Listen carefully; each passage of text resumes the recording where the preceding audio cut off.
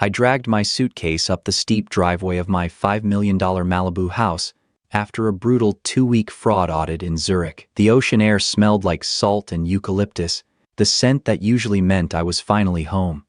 Finally in control. I slid my custom key into the brass lock. It didn't turn. I tried again. Nothing. The entire lock had been replaced. That's when I saw the boxes. 6 cheap cardboard boxes were stacked carelessly on my manicured lawn. Right beside the sprinkler heads, my winter coats, my framed certifications, my leather briefcase. All dumped like expired inventory. Taped to the top box was a handwritten note, in my sister Olivia's familiar looping script. "We're doing this because we love you. Please get help." I didn't yell. I didn't call the police. I didn't even blink. I just smiled. "My name is Daniel Hayes. I'm 33 years old, and I'm a forensic accountant. My entire career revolves around dismantling financial predators who think paperwork makes them untouchable." Apparently. My own family believed the same thing. They thought changing the locks would break me. They thought labeling me unstable would silence me. They believed I'd pack up quietly and disappear. What they didn't understand is that 6 months ago, I built an invisible legal minefield around this property, one designed specifically for greedy amateurs. I pulled out my phone and sent a single text to my attorney. They took the bait. Execute the file. The war had officially begun. I'm 33 years old, and, on paper, my life looks surgical: senior forensic accountant, federal contract work, international audits, the guy corporations call when millions disappear and nobody wants the scandal attached to their name. I make my living dissecting lies for a living, but inside my own family, I was never the expert. I was the quiet son, the dependable one, the one who didn't argue when my parents borrowed money. The one who wired tuition support to Olivia when her lifestyle outpaced her income. The one who funded emergency bailouts for Marcus's failing ventures because family helps family. I paid for holidays. I paid for renovations. I paid for problems I didn't create. And, in return, I was labeled distant, cold, emotionally unavailable. Olivia was the golden child, the charming daughter, the social butterfly who married a self-proclaimed entrepreneur with designer suits and 7-figure debt. My parents worshipped her. They tolerated me. They mistook my silence for weakness. They mistook my long hours for neglect. They mistook my restraint for submission. What they never realized is that restraint is not the same thing as helplessness. And the quiet son they underestimated had been keeping very precise records. I called Olivia before I even opened the second box. She answered on the second ring. "Daniel." She exhaled softly. "Already performing.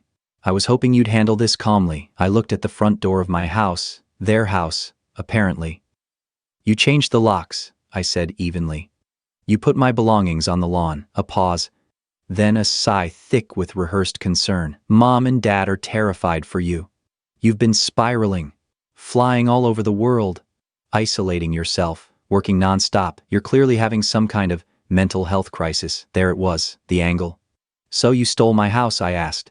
"We didn't steal anything," she snapped, the sugar dissolving instantly. "We stepped in. As your family. You signed the quitclaim deed last month before your Europe trip. Marcus handled everything legally. It's notarized. Mom and Dad witnessed it." I felt something almost like admiration. They weren't testing the water. They had fabricated a full property transfer. "You're saying I transferred a $5 million estate during a mental breakdown?" I replied calmly. "You weren't stable," she shot back. "We're protecting your assets from yourself. You need treatment.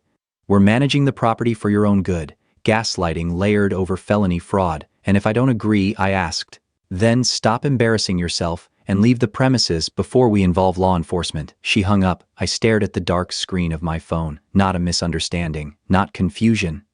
A coordinated theft dressed up as concern. They truly believed paperwork and a family narrative would override federal law. What they didn't know was this: if they forged a quitclaim deed, they hadn't just stolen property. They had just stepped into something far bigger than a family dispute, and I was about to let them go all the way in. Olivia had always been the golden child, the charismatic one, the one my parents bragged about at country clubs and charity galas. When she married Marcus Reed, a loud, self-proclaimed real estate visionary, they treated it like a corporate merger. What they never advertised was Marcus's balance sheet. Chapter 7, bankruptcy in 2018. Chapter 11, restructuring just last year. Multiple vendors suing for unpaid contracts, creditors circling like sharks, Marcus didn't build empires. He built illusions funded by leverage. And my Malibu house, $5 million, fully paid off. No mortgage wasn't just tempting. It was oxygen. They saw debt equity. He saw survival. My parents saw family redistribution, but here's what none of them bothered to investigate 6 months ago. When I purchased that estate through Horizon Management Trust, I layered it with something invisible, something clean, something legal, a structural complication that only surfaces when greed overrides due diligence. They believed they were stealing a pristine asset. In reality, they had just stepped onto a pressure plate. And the moment Marcus tried to monetize that house, the first crack would split the ground beneath them. The deadbolt clicked from inside the house. The door opened slowly. Marcus stood in my foyer wearing a tailored midnight blue blazer. Posture relaxed, expression polished. Flanking him were 2 uniformed patrol officers. He looked down at me like I was a liability. "Officers," Marcus said smoothly, gesturing toward me. "This is my brother-in-law, Daniel. As I mentioned, he's been experiencing a severe psychological episode. We legally assumed control of the property after he signed it over. We're just trying to protect him. Protect me." From my own house, the older officer stepped forward. "Sir, we've been shown documentation indicating this property was transferred to Mr. Reed and his wife last month. They're requesting that you vacate." "I'd like to see the document," I replied. Marcus held up a thick manila folder but didn't hand it to me. He tilted it just enough for the officers to see the notary seal at the bottom. "Standard quitclaim deed," he explained confidently. "Signed voluntarily before his overseas trip. Witnessed, notarized." I met the officer's eyes. "Do you mind if I ask what color ink the signature is in?" Marcus stiffened. The officer frowned. "Excuse me, what color ink?" I repeated calmly. "Black blue," Marcus answered too quickly. "Black ballpoint." We watched him sign it. I nodded slowly.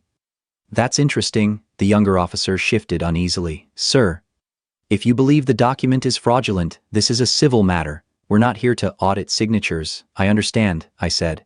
"But allow me to clarify something." I turned slightly so my voice carried clearly. "I am a forensic accountant, specializing in financial fraud investigations. I do not sign legally binding documents with black ink. Ever. I use a custom fountain pen with a proprietary midnight blue formulation specifically because black ink can be digitally replicated with high accuracy." Marcus's jaw tightened. "If that document contains my signature in black ink," I continued evenly, "it is demonstrably forged, and any forensic document examiner can verify that within minutes." Marcus stepped closer, lowering his voice. "Stop talking." But the officers were listening now. "You're bluffing," he muttered. "Am I?" I replied quietly. "Check my office desk. Top drawer, you'll find the pen case." The older officer cleared his throat. "Sir, whether or not that's true, we're not equipped to adjudicate authenticity here. As of this moment, they're presenting notarized paperwork. If you refuse to leave, we'll have to remove you for trespassing." "Of course. Paper shields everything until it doesn't." I nodded. "Understood." I bent down, picked up my leather bag, and slung it over my shoulder. Marcus watched me carefully. He expected rage, a breakdown, a public meltdown to validate his narrative. Instead, I gave him nothing. As I stepped off the porch, I paused and looked back at him one last time. "When you rushed the forgery," I said conversationally, "you forgot something critical." His expression flickered. "You assumed stealing a house was paperwork." I smiled slightly.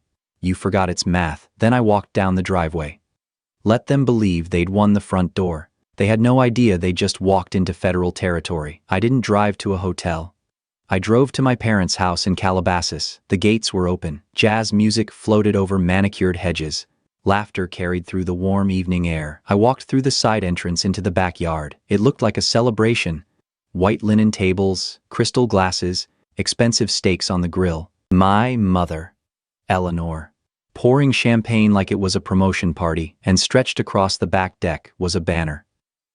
"Congratulations, Olivia and Marcus, Malibu estate." My house, my father, Richard, stood at the grill flipping steaks like a king surveying his kingdom. Olivia sat on the patio sofa, hand resting theatrically on her stomach, smiling as relatives congratulated her.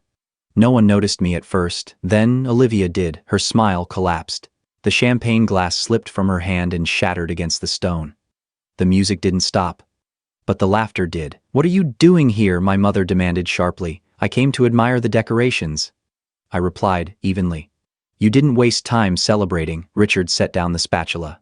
We handled what you couldn't. You forged a property transfer, I said. Olivia stood up. Stop using that word, you were unstable. Eleanor marched toward me, her heels clicking hard against stone. You've been spiraling for years. Daniel, isolating yourself. Obsessed with work. Marcus stepped in before you destroyed your own life. And how exactly does stealing my house stabilize me, I asked. Her hand moved before I saw it coming. The slap cracked across my face. The sound echoed under the string lights. No one intervened. My father didn't move. Olivia gasped dramatically. But she didn't step forward either. I turned my head back slowly. You just hit me, I said. You deserved it. My mother snapped. You come in here attacking your pregnant sister after everything this family sacrificed for you. Richard stepped forward, voice booming with authority he'd carried his entire career in banking. You left us no choice, he said. You were sitting on $5 million in dead capital while your sister was struggling. Marcus needed leverage. We redistributed the asset. That's how family works. Redistributed, I repeated. I called in a favor. He continued proudly. An old colleague notarized the documents. Perfectly legal. You're too paranoid to see it, I studied him. You coerced a notary to stamp a forged deed. It's not fraud when it's family, he snapped. There it was. The confession. Clean. Public. Arrogant. And the college trust, I asked quietly. The backyard went still. Richard's jaw tightened. You drained $80,000 from my education fund to pay for Olivia's wedding, I continued. Grandfather left that money for me. You lived under our roof for 18 years, he barked. You owe this family. The word landed differently this time. Oh. They didn't think they stole. They believed they collected. I looked around the backyard at the banner. The steaks, the champagne, then I looked at my father. You just admitted to conspiracy, I said calmly. In front of witnesses, Richard laughed dismissively. You think you can scare me with corporate jargon? No, I replied softly. I think you're about to learn what federal liability feels like. I turned and walked toward the gate, behind me. The music started again, forced, brittle. They thought I'd made empty threats. They had no idea they'd just added fuel to a case that was already building beneath their feet. I parked half a block away from my parents' house and sat in the driver's seat without starting the engine. Rain began falling suddenly sharp. Heavy drops against the windshield. I opened my encrypted laptop. When I bought the Malibu property, I didn't just install an alarm system. I hardwired independent micro cameras into the smoke detectors, the HVAC vents, the crown molding. They ran on a separate cellular network, not the house Wi-Fi. If someone ever broke in, I wanted evidence. I logged into the surveillance dashboard. 6 live feeds flickered to life. In my office, Marcus was pacing across my Persian rug with a glass of my scotch in his hand. He looked wired, excited, desperate. He dialed a number. Yes, he said smoothly into the phone. Property values just over $5 million. Fully unencumbered. I'm looking for a $4 million cash-out refinance. Expedited underwriting. There it was. He wasn't just stealing the house. He was monetizing it. The loan officer asked a question. Family transfer, Marcus replied. Kept off market. Quitclaim deeds notarized. I can upload it now. He sat at my desk, opened his laptop, logged into the bank's secure portal. The camera caught everything. His IP address, his login, the PDF upload. The moment he transmitted that forged deed to a federally insured bank in New York to secure $4 million across state lines, this stopped being family drama. This became federal wire fraud, aggravated identity theft, bank fraud. Each charge carried mandatory minimum sentences. I watched him refresh his email. When the automated pre-approval notification came through, he pumped his fist in the air like he'd just closed a venture capital round. He had no idea he'd just crossed a federal threshold. I minimized the camera feed and opened a secure administrative backdoor. The bank's fraud detection system had flagged the sudden quitclaim transfer. Under normal circumstances, the file would be frozen and manually reviewed. The title search would expose the forgery. The loan would be denied. That would protect him. I couldn't allow that. A denied application would mean embarrassment. Maybe civil litigation. I needed completion. I accessed the underwriting override panel. Risk classification lowered. Manual review alerts disabled. Title anomaly flag suppressed. The approval button glowed green. Once the funds wired and settled, The felony would be irreversible. I paused for exactly 1 second. Then, I clicked approve. Status changed, cleared for funding. Wire transfer scheduled. Marcus celebrated in my office, raising my scotch in triumph. He thought he'd beaten me. In reality, I had just handed him the rope and let him tie the knot himself. I texted my attorney. Wire scheduled, let them spend it. Now all I had to do was wait for the money to land. And for the countdown to begin. The wire hit Marcus's account the next morning. I knew because I watched him refresh his banking app on my surveillance feed until the numbers updated. $4 million, liquid, stolen. By noon, Olivia called. Her voice trembled not with fear, but with performance. Daniel, she whispered. We need to stop this before it destroys everything. You already destroyed everything, I replied. She ignored that. Marcus spoke with his attorney. We want to fix this properly. We're offering you a settlement. A generous one. We'll handle everything formally so there's no lingering resentment. There it was. They needed insulation. They knew a forged quit-claim deed could still unravel in civil court. If I signed a release agreement and NDA retroactively legitimizing the transfer, they'd build a legal shield around their fraud. Where? I asked quietly. Beverly Hills, 10 a.m. tomorrow. Mom and Dad will be there. Of course they would. The execution committee reconvening. The next morning, I dressed deliberately down. No tailored suit. No cufflinks. Just a wrinkled button-down shirt and loosened tie, slight stubble, controlled exhaustion. When I walked into the glass conference room, the power arrangement was intentional. My parents on one side, Olivia beside Marcus. Marcus at the head of the table. Their attorney slick, balding, overly confident, stacked paperwork in front of the only empty chair. Mine. Sit, Marcus said. I did. The lawyer slid a thick document toward me. Global release and non-disclosure agreement, he said. You retroactively consent to the property transfer, waive all future civil or criminal claims, and agree to cease harassment. And in return, I asked. Marcus smiled. Freedom, he said. We'll help you transition into something more manageable. The lawyer opened a leather folio and removed a cashier's check. Marcus slid it across the table with 2 fingers. It stopped in front of me. $50,000, 1% of the property's value. A fraction of the $4 million sitting in his account. Take it, my father muttered. Be grateful. My jaw tightened slightly. I let my breathing grow uneven. I just wanted you to be proud of me, I said quietly. Letting my voice crack, Olivia's eyes softened in false victory. They needed to see weakness. I gave them weakness. I'm tired of fighting, I added. The room relaxed. Marcus handed me a gold pen. Sign. I picked it up slowly. I let my hand tremble. I signed. Initialed pages 3, 7, 9. The lawyer reviewed it, stamped it, and nodded. It's finalized. Marcus leaned back. Victorious. Good, he said. Now you can move on. I picked up the cashier's check and slid it into my jacket pocket. They thought they had neutralized me. But what they didn't understand was this. By forcing me to sign that release, they locked the narrative. They affirmed ownership. They acknowledged receipt of funds. They cemented the paper trail. Upstairs in Marcus's bank account, $4 million of federally wired money was now officially tied to a property he legally accepted, complete with its embedded liabilities. I stood. I hope the housewarming party goes well, I said quietly. Olivia smiled sweetly. You probably shouldn't come. I won't, I replied. That was the final lie I told them. When I exited the building and stepped into the underground garage, a black sedan waited. My attorney sat behind the wheel. She glanced at me once. How convincing, she asked. Completely, I said. She tapped her tablet and turned it toward me. Timestamp 20 minutes ago.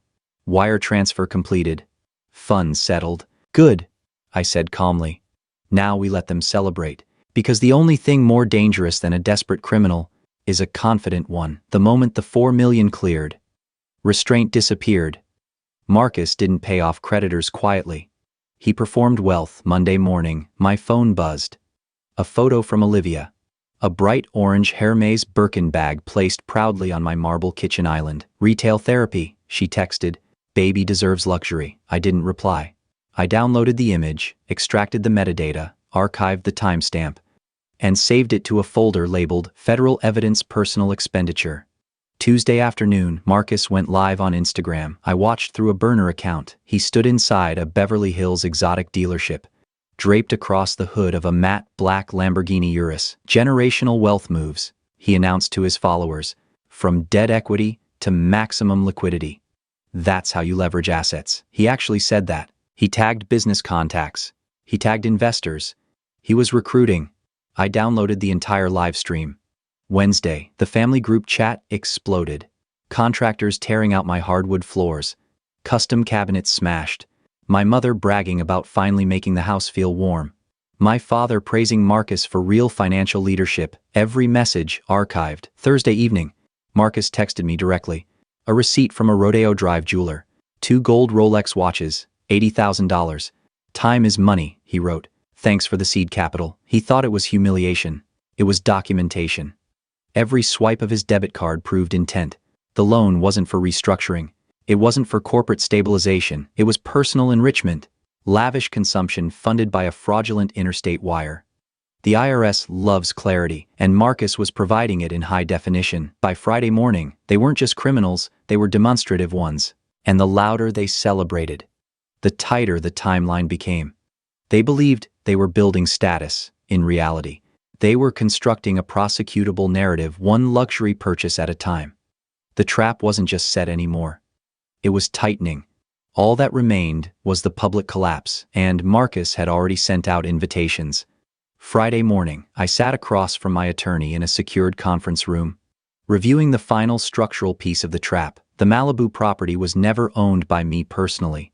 It was purchased through Horizon Management Trust, a corporate entity designed for asset insulation and tax positioning. On paper, I was the primary beneficiary, not the title holder, and embedded inside that trust structure was something Marcus never discovered: a $3.5 million federal tax lien. Not a mistake, not unpaid negligence. A structured corporate tax instrument tied to international offsets and deferred liabilities, completely manageable within the trust, but lethal if transferred improperly. Here's what Marcus didn't understand about quitclaim deeds. A quitclaim doesn't guarantee clean title. It transfers the property as is, including every encumbrance, debt, and lien attached to it. When Marcus forged that deed and transferred the estate into his personal name, he didn't just steal a house. He legally absorbed the lien. He inherited a $3.5 million federal tax obligation. And then, in a display of staggering arrogance, he used that compromised property as collateral to secure a $4 million refinance from a federally insured bank in New York. That's where the trap closed, because the moment he wired forged documentation across state lines to obtain those funds, he triggered federal jurisdiction. The moment the wire settled in California, the IRS was notified of a newly responsible debtor with liquid capital. And the IRS doesn't send courtesy letters when tax liens intersect with active bank fraud. They freeze first, they seize immediately. My attorney tapped the table lightly. The warrants are being processed, she said. Asset freezes are already queued. Once the accounts lock, the bank will flag the collateral discrepancy. The FBI moves next. Multiple agencies, simultaneous impact. Marcus believed he was leveraging debt equity.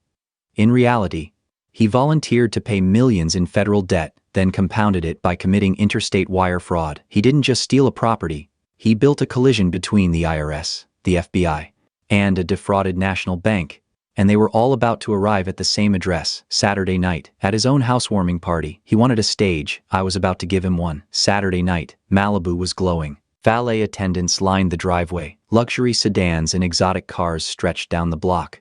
String lights wrapped around the palm trees. A live quartet played near the infinity pool. Marcus had turned my house into a coronation. I arrived at exactly 8:00 p.m. Dark charcoal suit. No tie. Open collar. Calm posture.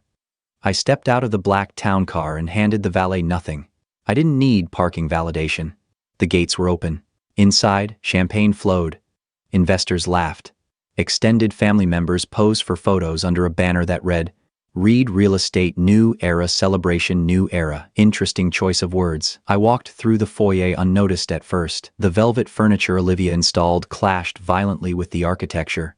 Contractors' rushed upgrades were obvious under the soft lighting. Then someone saw me. The whisper spread quickly. Music faltered. Conversations died mid-sentence. I stepped onto the back patio. Marcus stood near the outdoor bar, holding court with 3 men in tailored suits. Olivia glowed beside him in a white dress, one hand resting on her stomach.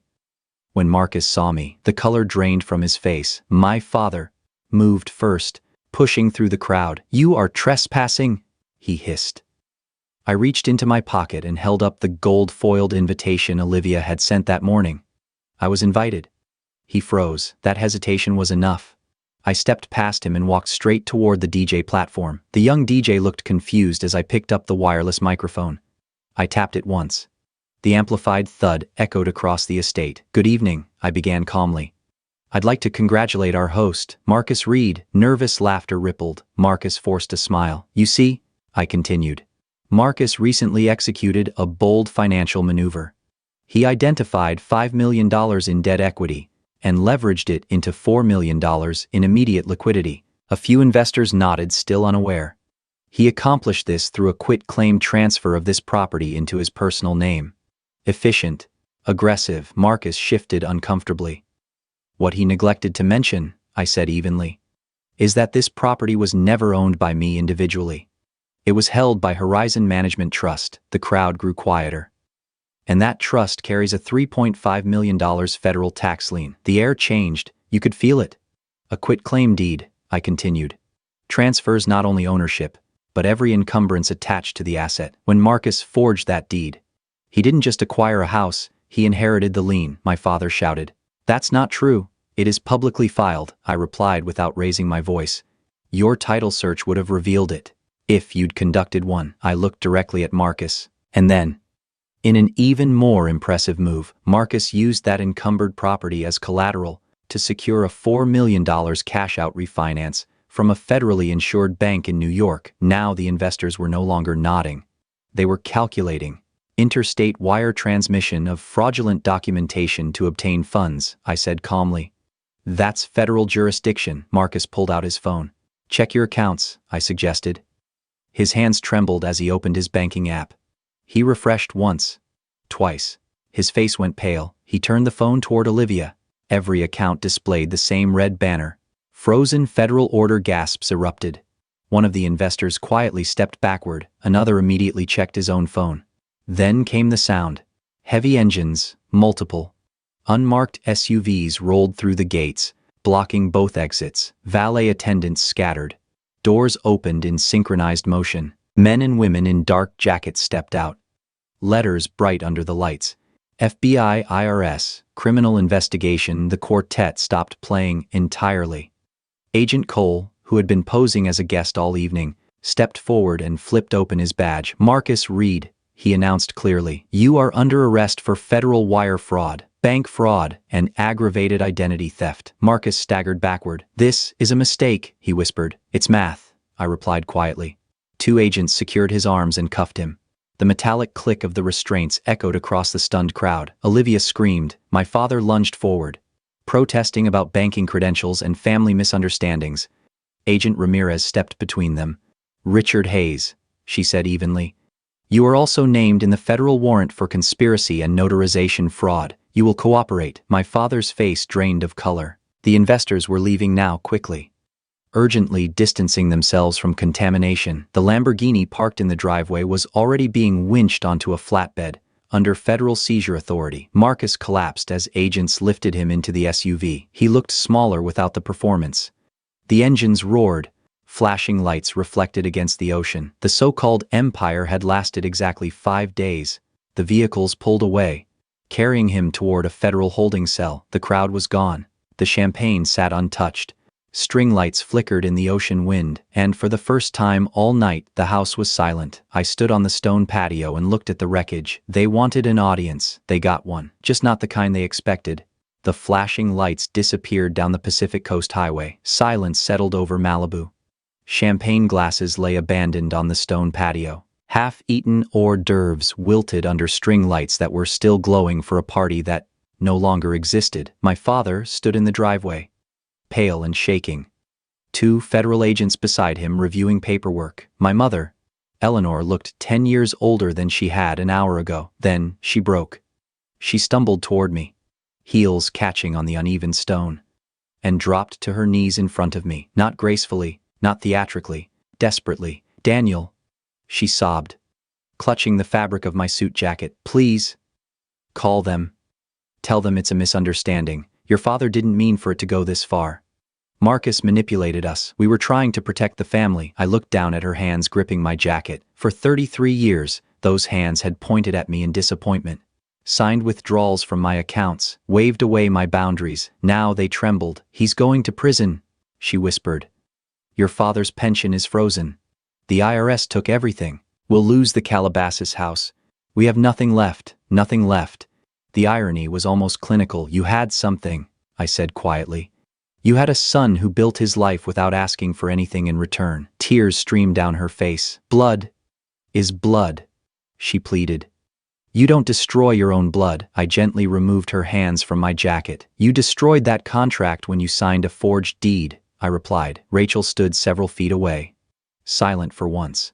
No performance, no outrage, just the hollow stare of someone realizing the safety net was gone. I reached into my inside pocket and pulled out the cashier's check Marcus had thrown at me in Beverly Hills. $50,000. I held it up so they could see it clearly under the porch lights. "This was your solution," I said, with one deliberate motion. I tore the check cleanly in half. The sound cut through the night. The pieces fluttered down onto the driveway beside my mother's knees. "You'll need every dollar you can find for defense attorneys." I turned away. The next morning, Marcus was denied bail. Federal flight risk. $4 million in fraudulent interstate funds made judges nervous. My father's banking pension was seized pending investigation. Decades of reputation evaporated overnight. Olivia's accounts were frozen as a named co-conspirator. By noon, I stood inside my Malibu house again. It smelled like perfume, sweat, and borrowed arrogance. I called a professional remediation crew. "Full reset," I instructed. "Remove everything installed this week, deep clean every surface." Within hours, hazmat-suited technicians moved through the house methodically. Velvet furniture was hauled out, cabinets ripped down, floors scrubbed. I stepped outside as they sealed the estate under a massive fumigation tent. A literal purge. Watching that structure disappear under canvas felt symbolic. For years, I invested loyalty into a system that only extracted from me.